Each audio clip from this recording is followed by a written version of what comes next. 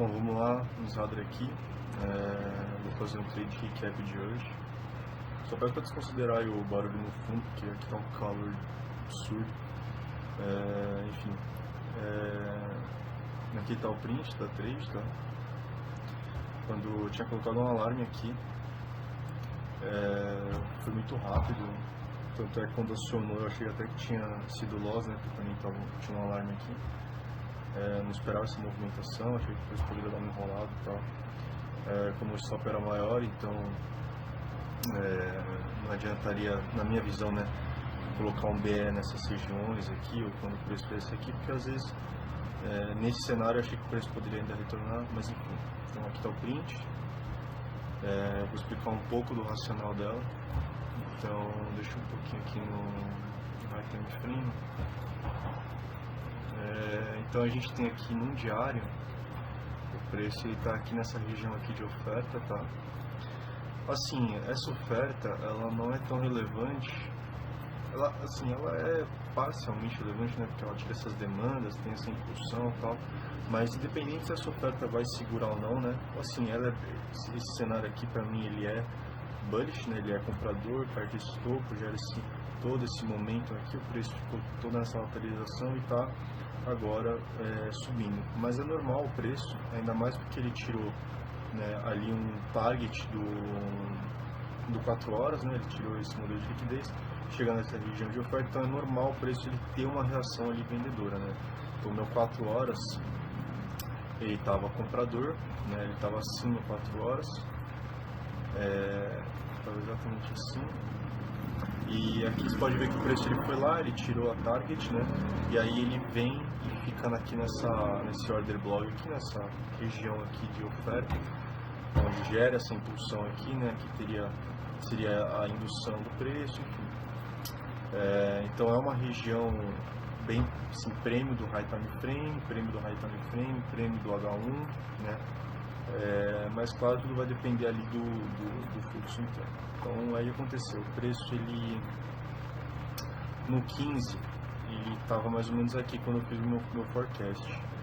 E que eu imaginei, achei que o preço ele poderia romper, né? E aí eu ia pegar uma continuação, se ele retornasse aqui e gerasse alguma continuação assim, eu iria ali continuar comprador, né?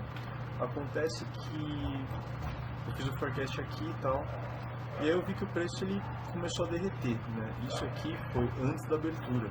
É uma movimentação meio atípica assim, normalmente, tá vendo? A abertura ela foi aqui, ó, 11h30, tá vendo? E criar toda essa força, toda essa volatilidade antes da abertura, eu achei meio estranho. E aí que eu identifiquei, aqui, né, essa região foi uma região que sweepou esse topinho e gerou esse momento agressivo. Primeira reação. Aí ele ficou aqui, lateral, tal. Aí que eu percebi, o preço acabou segurando aqui, tá? Ele acabou segurando aqui. Aí ele gera essa quebra.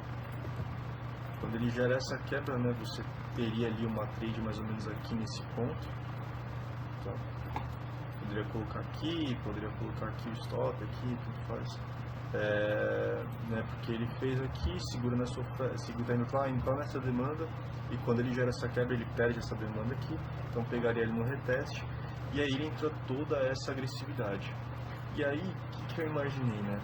Às vezes o Nasdaq, quando ele tem uma agressividade assim, como essa, dificilmente ele vai voltar nessas regiões aqui, para ele gerar um realinhamento, né? O Nasdaq às vezes ele faz assim, ele gera o movimento, ele faz um respiro e dá a continuidade, né? Não necessariamente ele volta nas extremidades.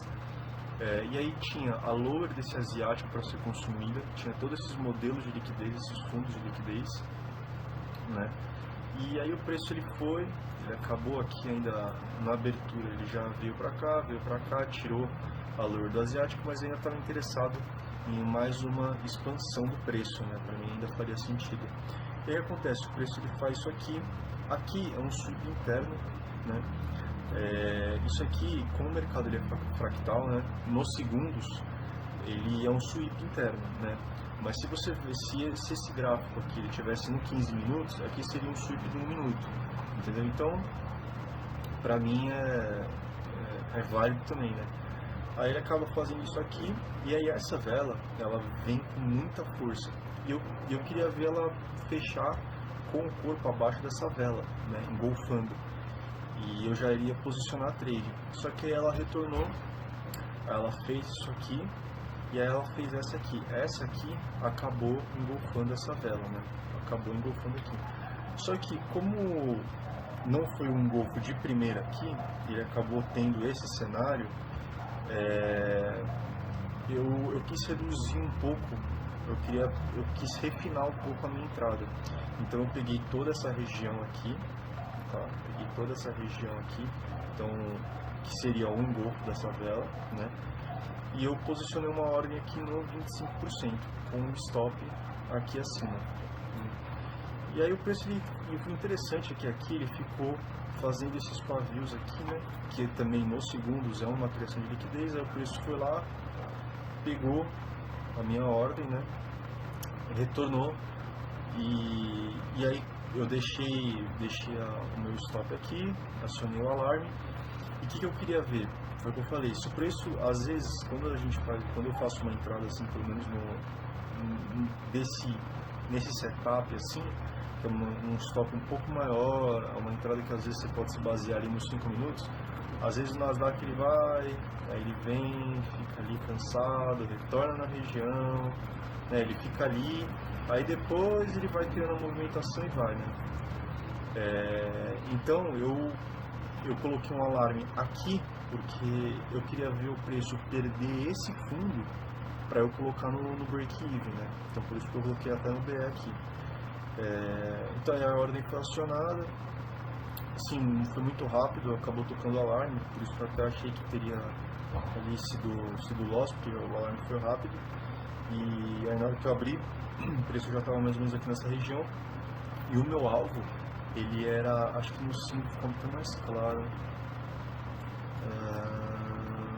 deixa eu ver, era todos esses, era até aqui, ó, até esse primeiro imbalance, tá? Até esse primeiro aqui, ó, até esse primeiro imbalance, porque tudo aqui está mitigado. Depois eu fui ver que isso aqui tinha mitigado aqui, né? Então seria válido colocar um alvo até aqui, por exemplo, né? Que aqui seria muito mais eficiente, né? Teria dado aí um 6R, teria dado 6R. Mas tudo bem, eu achei válido também esse ponto. Foi mais ou menos aqui,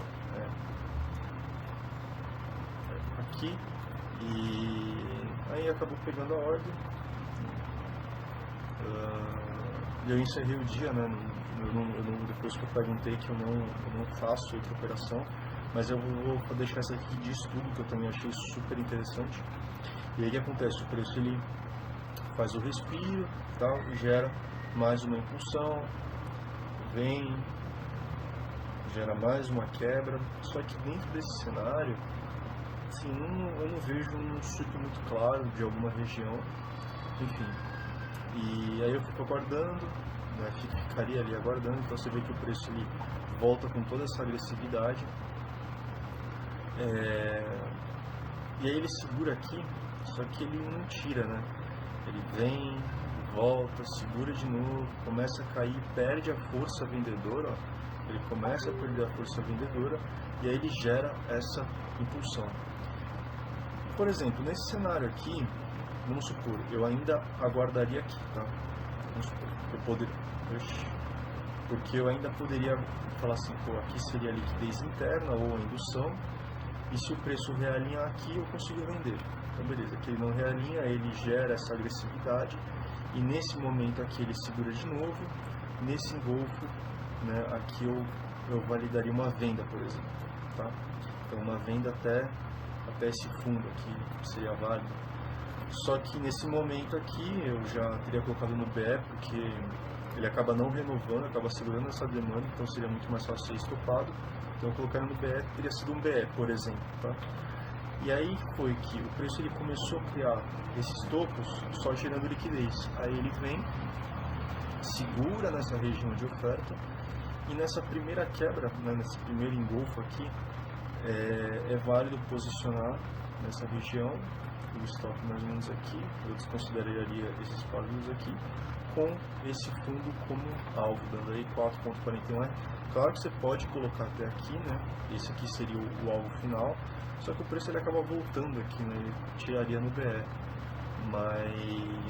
mas pelo menos até esse alvo aqui faz total sentido, né? Faz total sentido.